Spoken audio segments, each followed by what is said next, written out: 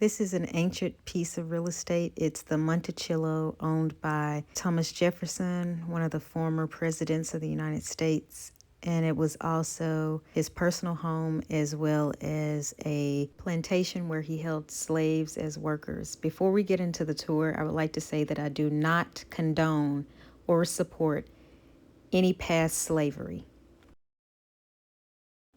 According to the tour guide, when Thomas Jefferson passed away, he was in a great amount of debt. Many years later, the property was turned over to someone else, one of the heirs or some other family members, I believe she said, and they decided to turn it into a public tour site. I'm not certain that's what the tour guide said of how it turned into a public tour site. I believe she said it was one of the family members, but don't quote me on that. Here is the vegetable garden in the back.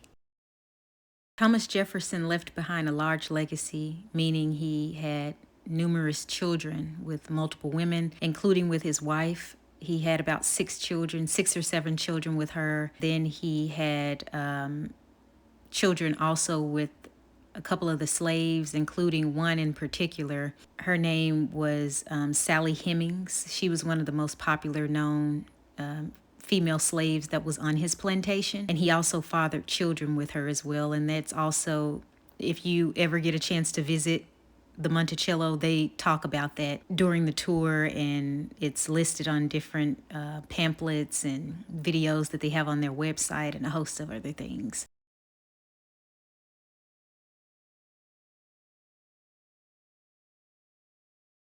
This is also the same plantation that Oprah Winfrey discussed on her show many years ago. She also had descendants, living descendants of Thomas Jefferson's side of the family and also Sally Hemings' side of the family on her show in discussion of the burial grounds of the living descendants.